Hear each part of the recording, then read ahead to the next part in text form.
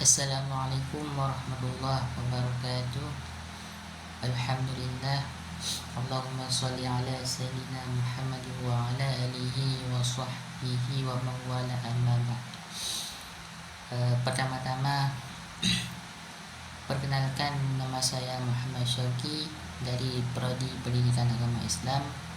Kemudian takzim ataupun penghormatan saya yang pertama sekali kepada Ibu Anita SHGM Hum selaku dosen pengampu di mata kuliah kewarganegaraan.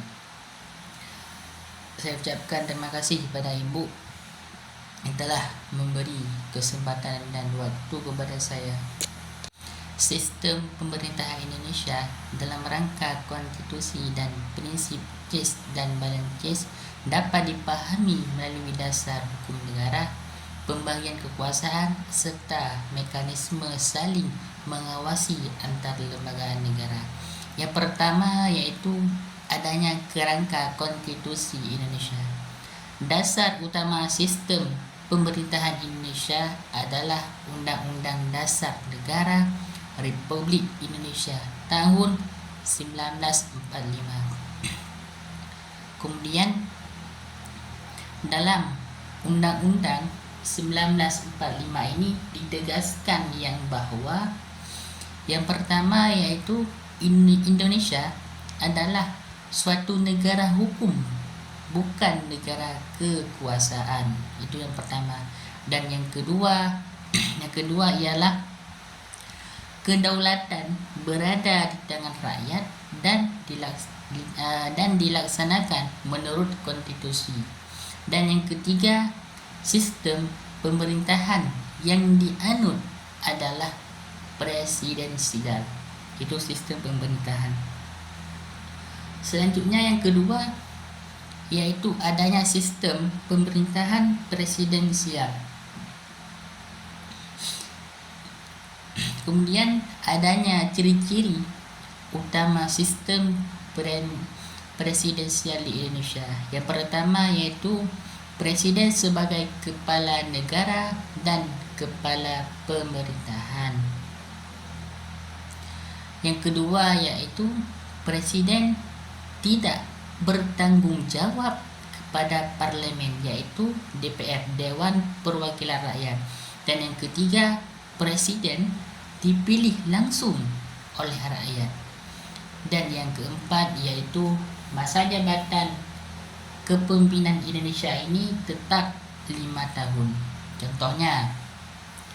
Contoh yaitu presiden ataupun disebut dengan eksekutif, yaitu tidak bisa membubarkan DPR. DPR tidak bisa menjatuhkan presiden kecuali melalui proses konstitusional. Kemudian selanjutnya yang ketiga yaitu pembagian kekuasaan. Yang ketiga, pembagian kekuasaan. Indonesia menerapkan pembagian kekuasaan yang terinspirasi dari teori Montesquieu, yaitu yang pertama adanya eksekutif. Yaitu presiden dan wakil presiden. Kemudian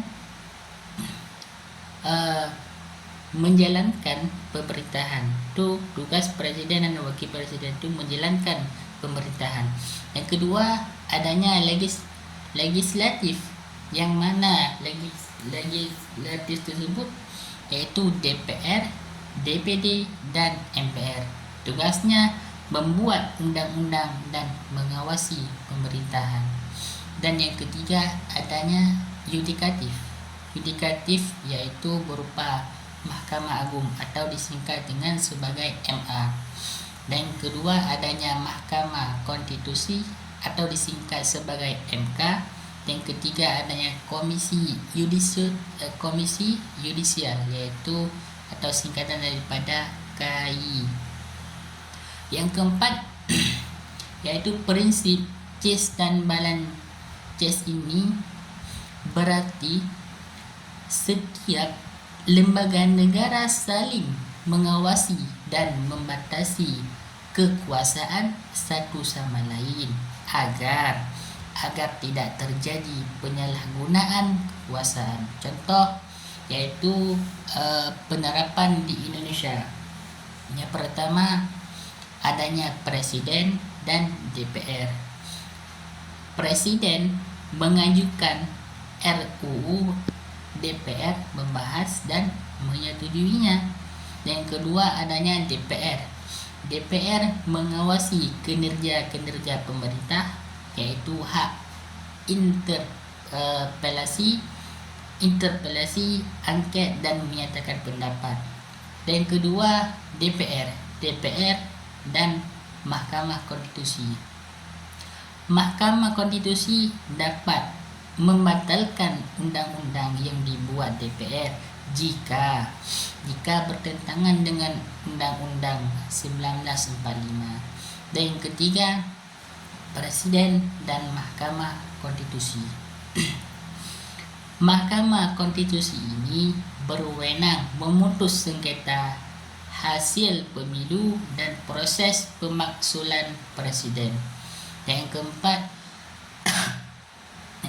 yaitu Komisi Yudisial dan Mahkamah Agung. Komisi Yudisial ini mengawasi perilaku hakim. Dan yang kemudian MA ataupun Mahkamah Agung mengadili perkara kasasi. Dan kelima yaitu MPR dan Presiden. MPR melantik presiden dan dapat memberhentikan presiden melalui mekanisme konstitusional. Kemudian tujuan daripada suatu sistem check dan balance ini yang pertama yaitu mencegah kekuasaan absolut, dan yang kedua menjamin keadilan dan demokrasi, dan yang ketiga menjaga stabilitas pemerintahan, dan yang keempat yaitu melindungi hak-hak rakyat. Melindungi daripada hak-hak rakyat.